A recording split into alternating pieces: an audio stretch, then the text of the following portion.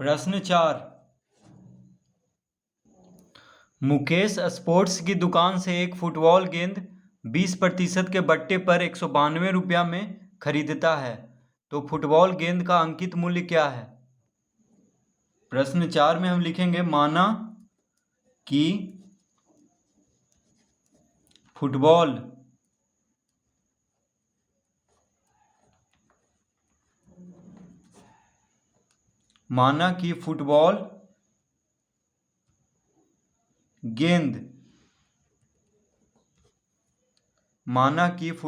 गेंद का अंकित मूल्य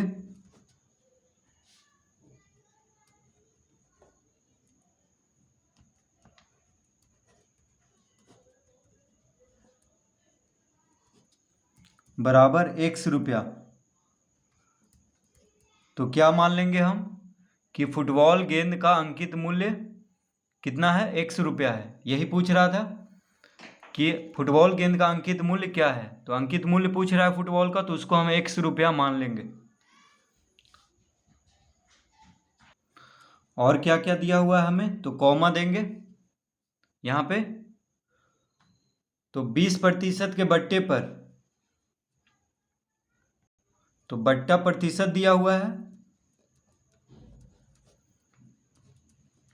बट्टा प्रतिशत बराबर 20%। और क्या दिया हुआ है?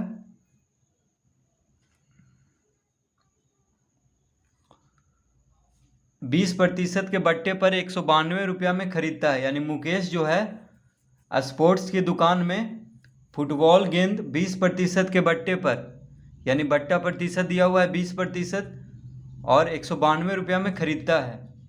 तो विक्रय मूल्य यानी फुटबॉल जो है 192 रुपया में दुकानदार जो है बेच रहा है, और स्पोर्ट्स वाला दुकानदार 192 रुपया में बेच रहा है, तभी मुकेश जो है 192 रुपया में उसको खरीद रहा है। ठीक है, तो विक्रय मूल्य दिया हुआ है यहाँ पे, तो लिखेंगे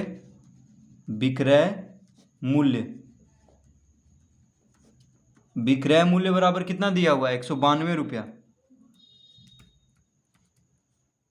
तो क्या क्या दिया हुआ है? एक तो बट्टा प्रतिशत दिया हुआ है, विक्रय मूल्य दिया हुआ है, ठीक है, और अंकित मूल्य को हम x मान लिए हैं। अंकित मूल्य पूछ रहा है, तो लिखेंगे अतः, तो विक्रय मूल्य बराबर क्या होता है?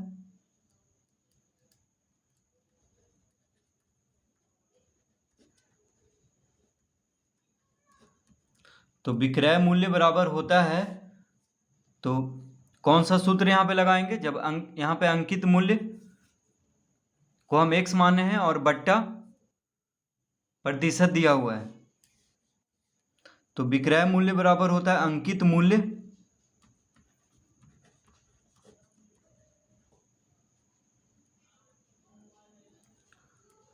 मूल्य माइनस बट्टा राशि,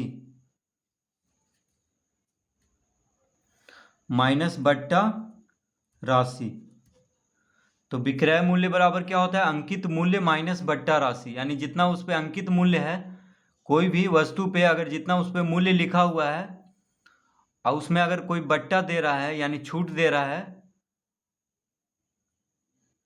तो उसको घटा देने से क्या निकल जाता है? विक्रय मूल्य, यानी बेचने वाला मूल्य। ठीक है, जैसे मान लीजिए किसी भी वस्तु पे, मान लीजिए कोई हम कलम लेते हैं, उस पर अंकित मूल्य, उसके डिब्बा पे जो है अंकित मूल्य 15 रुपया लिखा हुआ है, और अगर 5 रुपया कम करके देता है उसको, तो बट्टा राशि कितना हो गया? 5 रुपया। तो अंकित मूल्य में से बट्टा राशि घटा देंगे, तो क्या निकल जाएगा? विक्रय मूल्य, यानी विक्रय मूल्य जितना में उसको बेचा जा रहा है। तो विक्रय मूल्य कितना है यहाँ पे? 192। देखिए विक्रय मूल्य कितना है? 192। तो विक्रय मूल्य की जगह पे 192 लिख देंगे। विक्रय मूल्य कितना है? 192 है, तो विक्रय मूल्य के जगह में, यानी विक्रय मूल्य के जगह पे 192 लिखेंगे। अंकित मूल्य को हम कितना माने हैं? x। अंकित मूल्य को कितना माने हैं? x। तो अंकित मूल्य के जगह पे x लिख दिए। अब बट्टा राशि, अब यहाँ तो बट्टा प्रतिशत दिया हुआ है, तो बट्टा राशि कैसे निकलेगा? तो x का 20%, देखिए ये हो गया बट्टा राशि। तो बट्टा का जो प्रतिशत है वो हमेशा अंकित मूल्य पे ही बट्टा दिया जाता है। तो अंकित मूल्य को x ले लिए, तो बट्टा प्रतिशत 20% दिया हुआ है, तो किसका 20% लग यहाँ पे मिल रहा है? तो x का, यानी अंकित मूल्य का 20% बट्टा मिल रहा है। ठीक है, तो जब भी बट्टा मिले तो किस पे समझना चाहिए? अंकित मूल्य पे। तो अंकित मूल्य को x माने, यानी x का 20% हम निकाल देंगे तो क्या हो जाएगा? बट्टा राशि। ठीक है, क्योंकि यहाँ पे बट्टा प्रतिशत दिया हुआ है। तो बट्टा राशि कैसे निकलेगा? x का 20%, यानी अंकित मूल्य का 20%। तो बट्टा हमेशा अंकित मूल्य पे ही दिया जाता है। तो इसको हल कर देंगे तो x का मान, यानी अंकित मूल्य आ जाएगा। अंकित मूल्य को x माने हैं, तो विक्रय मूल्य बराबर क्या होता है? अंकित मूल्य माइनस बट्टा राशि।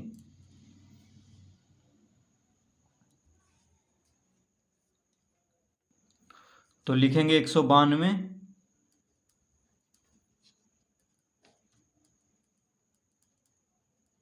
बराबर x माइनस x का 20%, यानी का मतलब क्या होता है? गुना। तो हो जाएगा 20x/100। का मतलब क्या होता है? गुना। तो 20x/100 हो जाएगा। तो 20 से 100 को 5 बार में काट लेंगे, तो आ गया 192 बराबर x माइनस x/5। इस तरह लिख लेंगे।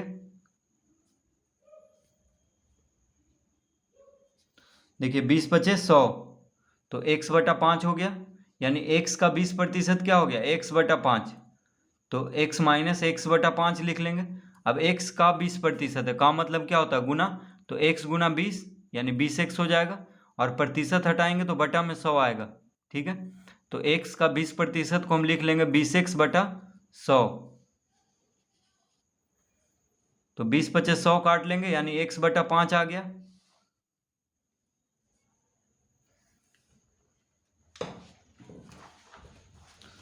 तो हम इसको लिख लेंगे